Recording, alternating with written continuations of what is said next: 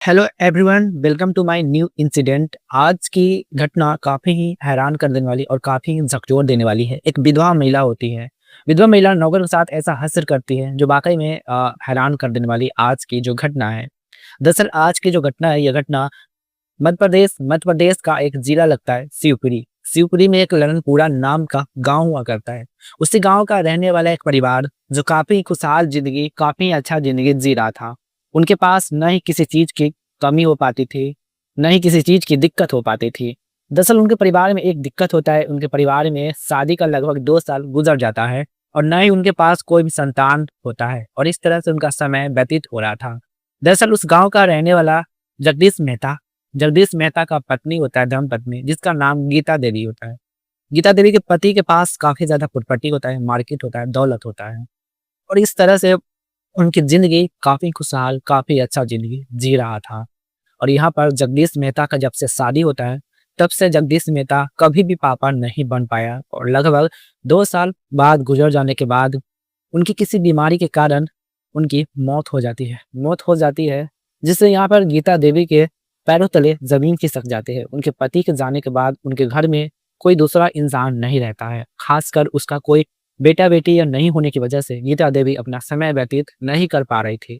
अपने पति की सारी प्रॉपर्टी, सारी दौलत, मार्केट का बोझ गीता देवी के सर पर आ जाता है। लगभग 6 महीने गुज़र जाता है। 6 महीने गुज़र जाने के बाद गीता देवी भूल चुकी थी कि मेरा कोई दुनिया में पति है। वो एक नई शुरुआत करना चाहती थी। दरअसल गीता देवी विधवा हो चुकी थी और इस तरह से उसके पति का इतना दौलत था, वो छोड़ कर गया था। गीता देवी सारी ज़िंदगी उनके दौलत से वो ऐश कर सकती थी। लेकिन गीता देवी उस दौलत का इस तरह से नाजायज़ फ़ायदा उठाती है, उसके पति जगदीश मेहता सपनों में भी नहीं सोचा था।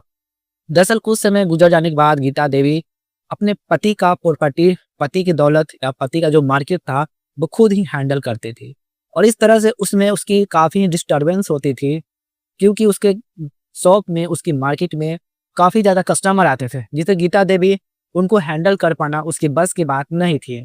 और इन सब चीज़ को देखते हुए गीता देवी ने एक फैसला करती है कि अब क्यों ना इस शॉप में, इस दुकान में मेरे कस्टमर को सँभालने वाला कोई एक इंसान को रख लेते हैं।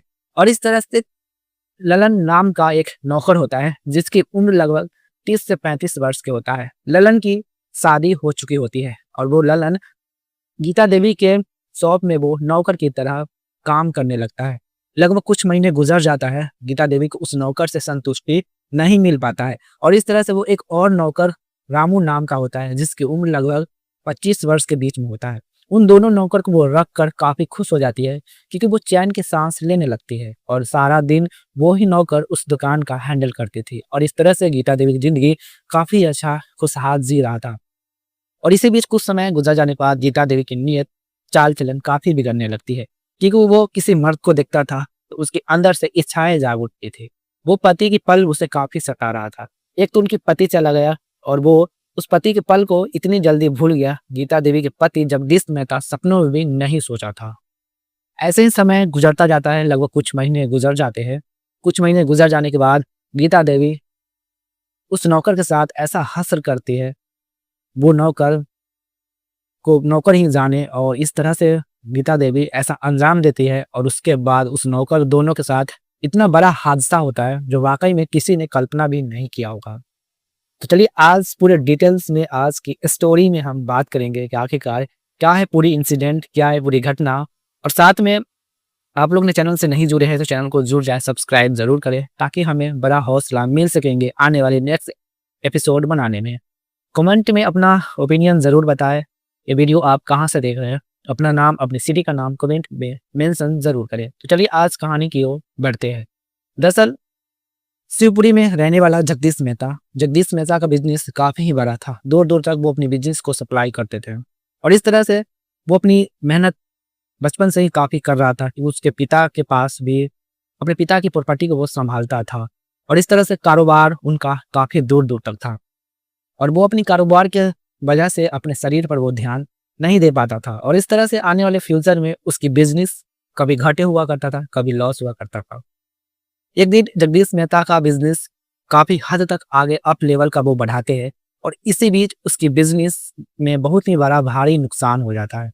और नुकसान होने से वो जगदीश मेहता ना घर का रहता है, ना घाट का रहता है। उसके पास उस बिज़नेस को हैंडल करने के लिए उसके पास कोई साइड इनकम भी नहीं था। उसका पूरा बैलेंस भी खाली हो चुका था और इस तरह से उस बिज़नेस को वापस रिकवर करने के लिए उसका कोई दूसरा ऑप्शन नहीं था और इस तरह से वो छोटी बची-कुची मार्केट में अपना दिनचर्या चला रहा था। उसकी बिज़नेस का लॉस, कभी घाटा होना, उसकी मेंटली डिस्टर्बेंस ज़्यादा होता गया और इस तरह से वो इस सदमे को बर्दाश्त नहीं कर पाया और लगभग बिज़नेस को लॉस होने से कुछ महीने बाद उनकी तबीयत बिगड़ने लगती है और इस तरह से उनका दिल का दौरा पड़ने से उनकी मौत हो जाती है। मौत हो जाने के बाद गीता देवी को पैरों तले ज़मीन खिसक जाते हैं। उसने सपनों में भी नहीं सोचा था कि वाक़ई में हमारी एक नई ज़िंदगी की शुरुआत होने वाली थी। वो ज़िंदगी यूँ ही पल में गुज़र जाए। क्योंकि वो दोनों ने सपने सजाया था कि उनकी शादी का 2 साल गुज़र गया, आखिरकार उसके पास क्यों नहीं संतान हो रहा है और इस तरह से इसके सॉल्यूशन के लिए आगे वो उपाय सोचने वाले थे। लेकिन उनके घर में ऐसा ही स्थिति आ जाए, कंडीशन आ जाए, गीता देवी ने सपनों में भी नहीं सोची थी। सब कुछ समय गुज़र रहा था। गीता देवी का समय भी व्यतीत हो रहा था। गीता देवी की सर पर पूरा बोझ अपने पति का आ जाता है। पति के पास जितने भी मार्केट दुकान पड़े हुए था, उन दुकान को गीता देवी खुद सँभालती थी। और इस तरह से समय गुजरता जाता है। गीता देवी के पति का पहचान इतना बना हुआ था दूर-दूर तक, जिससे गीता देवी की दुकान पर कस्टमर काफ़ी ज़्यादा आने लगते थे। इतनी ज़्यादा भीड़ हो जाती थी कि गीता देवी को सँभाल पाना मुश्किल हो जाता था। दरअसल गीता देवी की दुकान पे परचून ऐसे किराना दुकान का दुकान हुआ करता था और मार्केट हुआ करता था और इस तरह से उनका दुकान हैंडल करना उसकी बस की बात नहीं थी। एक दिन गीता देवी बैठे-बैठे सोचती थी, क्यों ना इस दुकान में एक नौकर को रख लिया जाए ताकि मेरा दिल का बोझ हल्का हो सके। और इस तरह से गीता देवी अपने दिल का बोझ हल्का करने के लिए अपने दुकान पर एक पास के ही गाँव का एक नौकर को वो रख लेती है, जिसका नाम रहता है रामू। रामू को लगभग 30 से 35 वर्ष के बीच में रहता है और इस तरह से रामू का मैरिज हो चुका था और रामू अपने परिवार के चलाने के लिए वो कितना भी पैसा मिले वो काम करने से पीछे नहीं हटता था। गीता देवी ने उसे अपने एक नौकर की तरह उसे जॉब दे देती है। लगभग महीना गुजर जाता है। गीता देवी उस नौकर की बारी आ जाती है, जिससे उस नौकर महीना गुजर जाने के बाद उनका तनख्वाह 5 से 6,000 रुपए दे देती थी, जिससे यहाँ पर वो नौकर रामू को संतुष्टि नहीं मिल पाता था इन पैसों को लेकर। तो गीता देवी ने कहा कि ठीक है, तुम्हारी काम अच्छा होगा तो हम आगे तुम्हारी बाज़ार को हम बढ़ा देंगे और इस तरह से वो रामू काफ़ी मेहनत से उसकी दुकान के कस्टमर को कोऑपरेट करता था, उनको अच्छे से सामान देता था, बातचीत करता था। गीता देवी को काफ़ी पसंद आने लगती थी और इस तरह से आने वाली इन फ्यूचर उसके दुकान में और भी ज़्यादा कस्टमर बढ़ने लगती है। बढ़ने लगने के बाद गीता देवी का मन लालच था और वो काफ़ी एक तरह से उटपटांग औरत थी और इस तरह से वो ज़्यादा पैसे के लिए एक और कस्टमर को दुकान पर रख लेती है, क्योंकि उसके दुकान के अक्सर कुछ कस्टमर दूसरे शॉप पे चले जाते थे, जिसे गीता देवी को बिल्कुल भी अच्छा नहीं लगता था और इस तरह से एक और नौकर वो रख लेती है।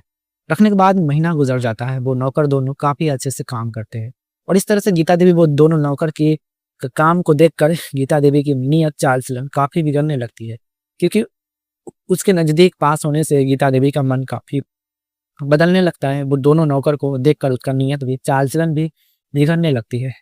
वो भूल चुका था कि हम विधवा है या मेरा कोई पति था जो गुज़र चुका है। वो अपने पति की याद लम्हे भूल चुका था। ऐसे ही समय गुज़रता है, अगला महीना आ जाता है। उस दोनों नौकर की पैसे देने की बारी आती है। तो गीता देवी जितना पैसा दे रहा था 5 से 6,000 रुपए, उतने पैसे उस दोनों नौकर को वो देती थी और इस तरह से रामू को पिछले महीने जितना पैसा मिला था, उसी समय रामू गीता देवी को बोल देती है कि मैडम, आपने तो मेरा पगार बढ़ाने के लिए कहा था, लेकिन यहाँ पर तो आपने उतना ही पैसा दिया। ये तो नाइंसाफ़ी है। तो वो गीता देवी कहती है, अगर तुम अपना पगार बढ़ाना चाहते हो, तो मेरी एक काम करोगे, मेरी एक शर्त है, अगर वो पूरा कर दोगे, तुम्हारे पगार को हम डबल कर देंगे। इस तरह से दोनों नौकर काफ़ी खुश हो जाते हैं।